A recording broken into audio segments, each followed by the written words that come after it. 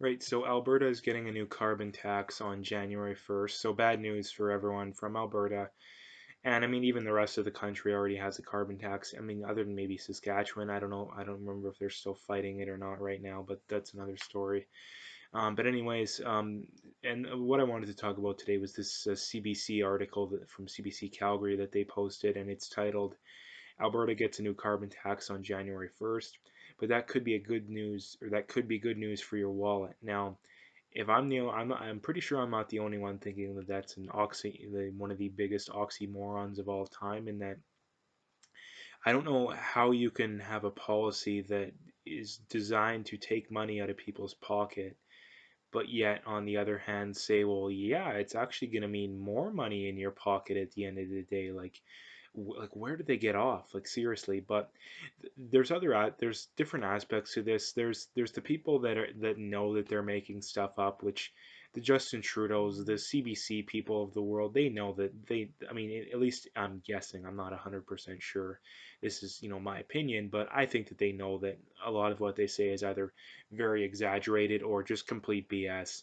And the everyday climate change believer, whether it's a public school teacher, a college professor, even an everyday CBC news watcher, they actually believe this kind of stuff, and it boggles my mind that how can people. I mean, I kind of understand why, but the amount of people that fall for this kind of stuff is crazy. Now, there's different aspects of this kind of stuff. We all know the carbon tax. At least anyone with a brain knows that. I mean, it doesn't reduce CO2 levels, and actually, to be fair, it reduces it the slightest amount you can possibly reduce it. I did make a video about this, so you can go check that out if you want. And it was titled "The Truth About Carbon Taxes: Do They Work?" I believe, and I made it like a couple 2-3 weeks ago. But in BC, they've had a carbon tax for I think 11 or 12 years now. And again, these are the government's own numbers. So anyone trying to say, "Oh, they're not true, it's fake news," no, these are the government's own numbers. Like, why would they lie? It's when they're a government that implemented this kind of policy. If anything, they would have a reason to lie and make it seem like it reduced it more than it actually did.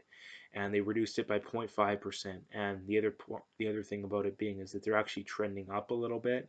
So I think if you get the 2019 numbers, my guess, at least on their trend, is it's pretty much negligible in that they haven't reduced it at all. So we know a carbon tax doesn't work. And Justin Trudeau has said, and the Catherine McKenna's of the world have said, a carbon tax is the best thing to fight climate change. And we know it doesn't work.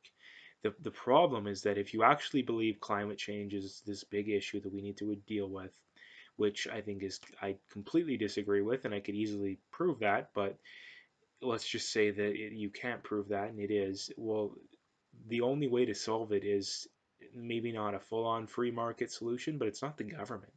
Like, tell me one thing, show me one thing that the government has done that has helped, in this kind of area. Did the government invent LED light bulbs?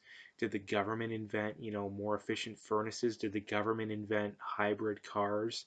Like, I could go on and on. The government didn't invent any of those. Those were all entrepreneurs and businessmen and businesswomen that invented this kind of stuff. And the reason why that kind of stuff was invented is because there's a big profit margin in it. That's the thing, is that if climate change was this big issue, then there would be a massive profit margin for the person who solved it. Because if it's going to kill us all in 10 years, well, then the idea that would solve it would be worth billions, more than likely tens of billions. Like, the next Jeff Bezos, the next Bill Gates could be the guy who figures out carbon capture, or I don't know, some free market solution to this kind of stuff. But no one's doing it. I mean, you have Tesla making his Tesla cars, but those are way too expensive, and the technology is still not nearly to where it needs to be with the battery storage. And like I say, they're very expensive cars. They're basically just a status signal that, hey, I can afford to spend $100,000 or $80,000. I don't know exactly how much those things are, but I know they're really expensive on a electric car. Not only that, you're gonna have to have the electric car hookup, which isn't like a standard plug-in. You need like a specific I don't know exactly what size wire that stuff is, but it's not it's pretty big wire. I think it's like size 8 or 8 aught or 6 aught, something pretty big. And because I've seen them, I've worked at dealerships and I've seen them. But anyways, it's going off on a tangent. The long story short being here is that the for anyone who still believes in the mainstream media, you need to knock it off, because they're feeding you sheer propaganda. Like the mainstream media, CBC, if they didn't get government funding, they wouldn't exist. CBC is currently losing money, and they're getting, I think, into the hundreds of millions of dollars every year from the federal government. Now, if they didn't get that money, they'd go out of business. So they can't possibly, no one, it is a textbook definition of conflict of interest, to where someone would financially gain to report something, in one way, and not only financially lose or stand to lose money to report things the other way, but most of these people would lose their jobs. They'd be out of a job.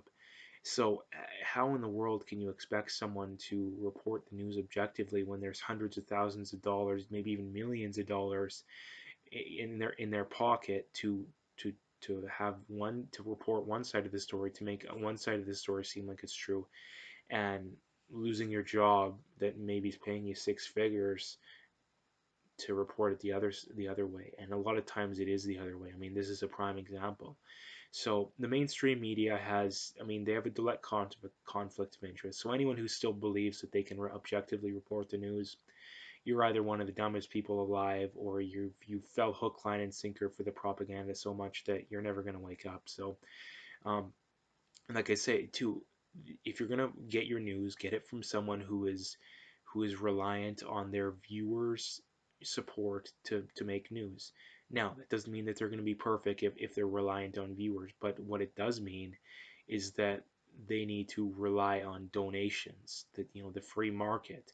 They're not reliant on the government pointing guns at people, stealing money from them, and saying, "Here, we'll fund your news outlet." Like, no independent media outlet wants the. I mean, some of them I'm sure would if they had the choice, but the overwhelming majority of them don't want to force people to pay for their content, because it defeats the whole purpose. So basically, like I say, that's the one other aspect I wanted to bring up. So take home points: do not watch the mainstream media, whether it's CTV, CBC, and Global in Canada. They're all bad. If like my rule of thumb, and what I always tell people, is that if it's on the TV, it's fake news, it's propaganda, like, guaranteed. If you're in the States, I mean, the odd Fox host is all right.